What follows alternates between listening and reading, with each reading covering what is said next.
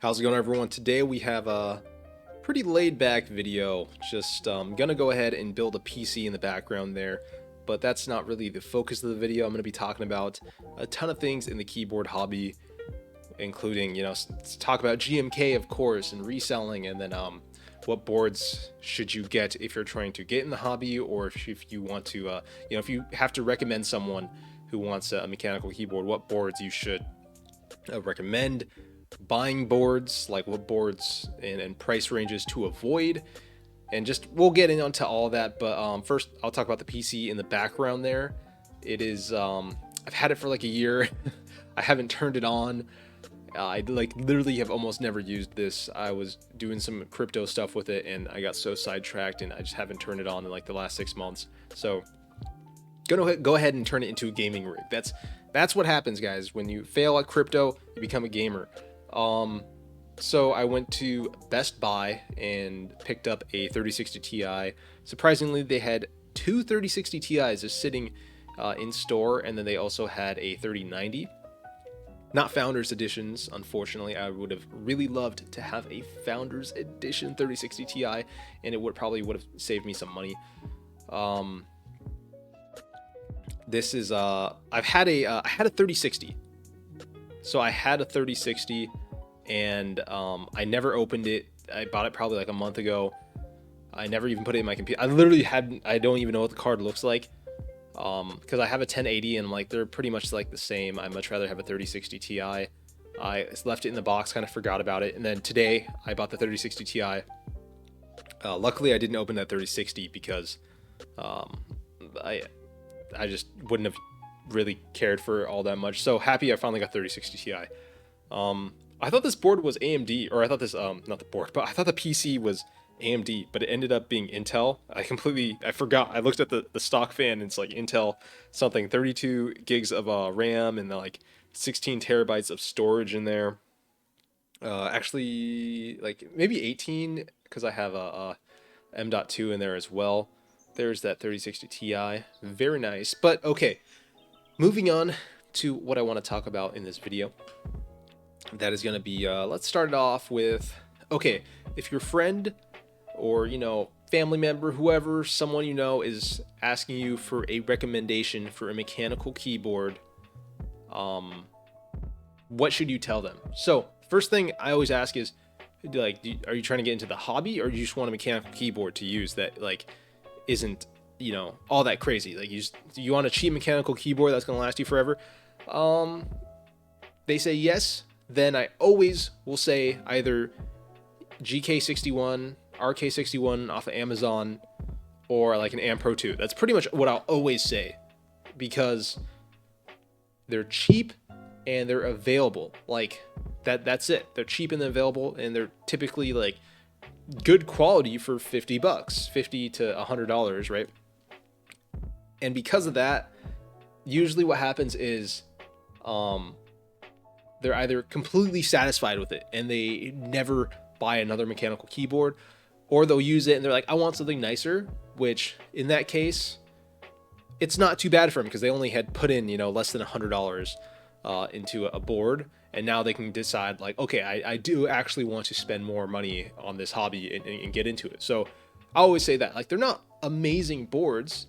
Like they have, browns and reds, and they're unlubed, and they're not hot swap and plastic case, but it doesn't matter because they're so cheap. Some people will be satisfied with it, and if they are, great. Like, there's nothing wrong with that. They just need a mechanical keyboard. But if they aren't, then they only invested, probably like $80 or something like that, which is not a lot compared to some of the boards in this hobby.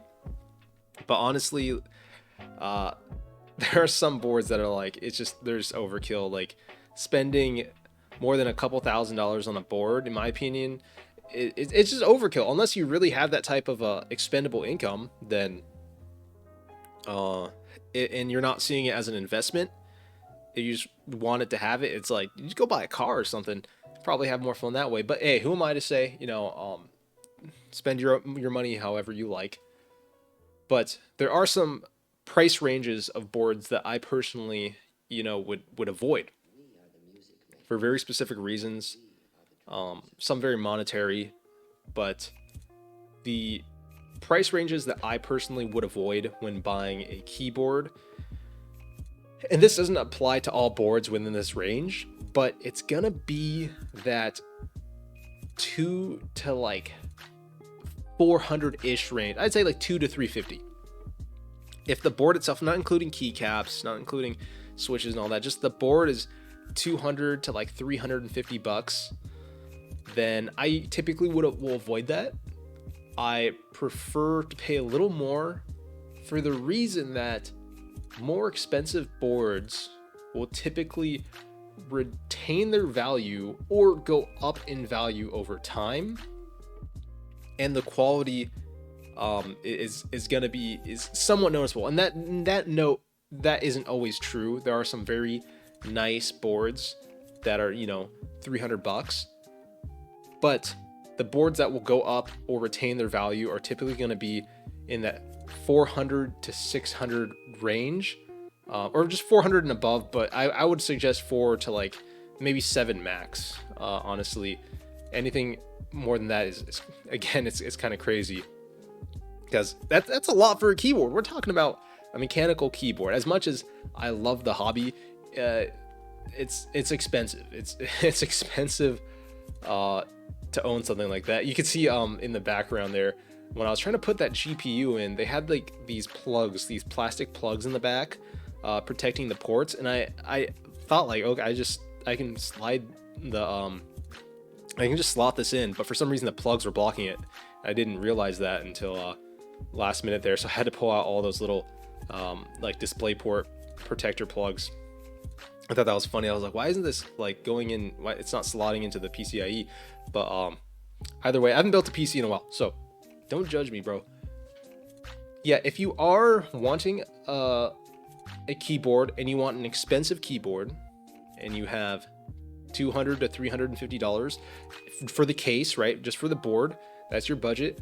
Save up. Just save up, and you're gonna thank yourself later for that, because one, the board's gonna retain its value, or it could possibly go up, and you're probably gonna have a wider range of people who are wanting that board. It's kind of the same across all hobbies, where the nicer items are more, obviously they're more coveted, they're more valuable, and they just have more demand. So you're gonna have an easier time selling a board that is about, I'd say, 600 bucks than you will a board with like the same demand that's like $300 roughly. That's just via experience. That's not always going to be true, again, so take everything I say with a grain of salt. But if you are saving up, save up and go off the deep end. Like save up and spend $700 on a board, and then pay your other whatever keycaps, $300 from GMK keycaps, which you can keep and resell pretty easy. GMK has always retained its value very well, unless it's super shined. But yeah, that's just my suggestion. If you are kind of saving up for a board right now, avoid that like 200 to 350 range is kind of what I would do. If you want a board that's that price, there's nothing wrong with that. Go ahead, buy it. But if you do want a board and you may want to sell it in the future, you may want to exit the hobby, it's probably going to be easier to sell a board within that price range, in my opinion. As long as it's a relatively popular board, it's not something super obscure, you're going to have an easy time selling it. I want to go over GMK extras on websites like Novel Keys, Canon Keys, Makibo, or whatever your website is by region.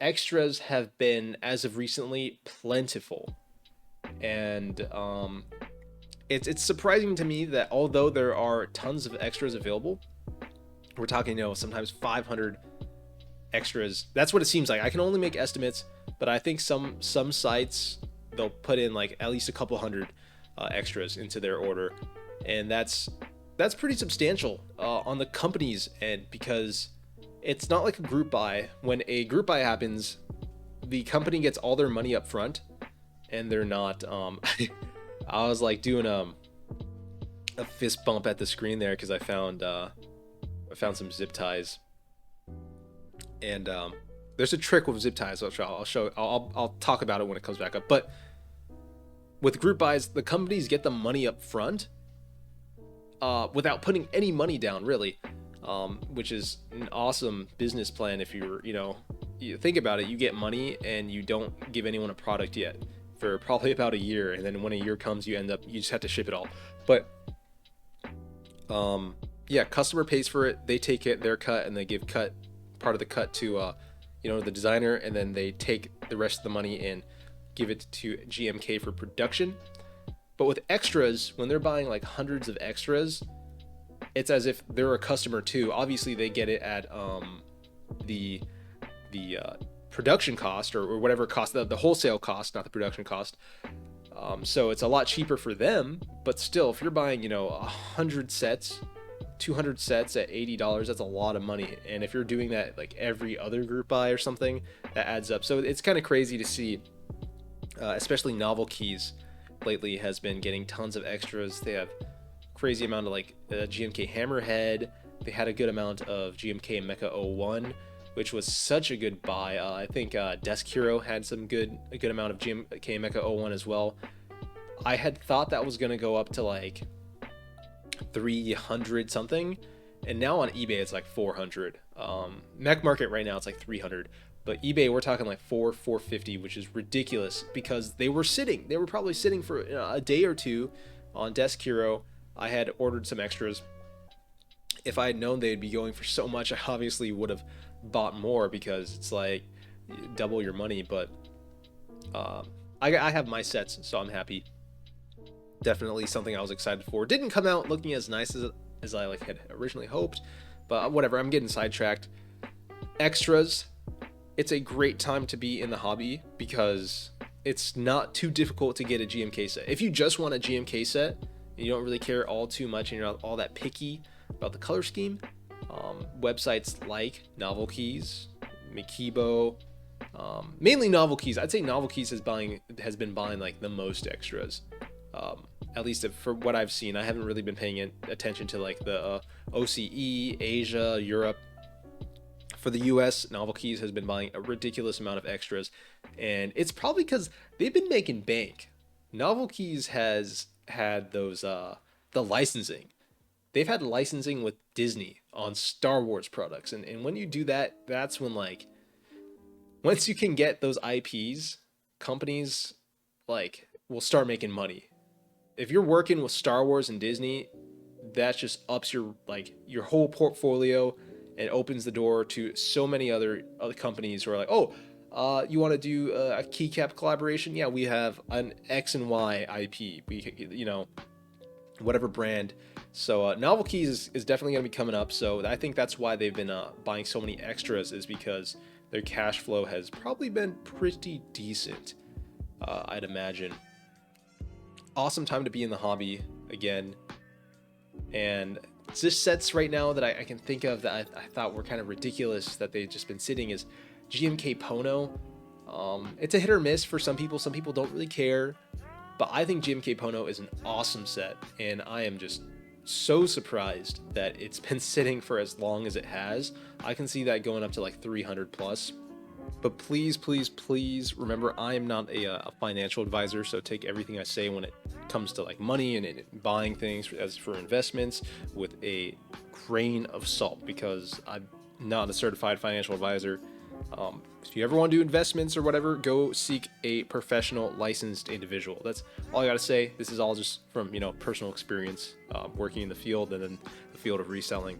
But yeah, lots of awesome extras coming soon. I hope there are more extras with some awesome sets that have ran in the past. Gonna drop hopefully GMK Oni. I know I'm a broken record player when I talk about that set, but it's coming soon, and hopefully there's some extras. What else? What other sets am I excited about? I saw GMK Peach Blossom Round 2. Now that was exciting. Round 1 only had a few hundred sets, I believe. I had recently sold mine, and honestly, it was a great deal. It was like $350, and they paid tax, which I probably could have gotten like 500 bucks for that set on eBay, but I just wanted to put stuff on the Concepts website just to have a presence there. Peach Blossom Brown 2, great set. Whenever there's round 2, I feel like personally round 1 is always going to go up in value. But that's just me. That also isn't going to probably be in hand till like 2024. A little annoying, right? All these wait times. But yeah, Peach Blossom is going to have another round.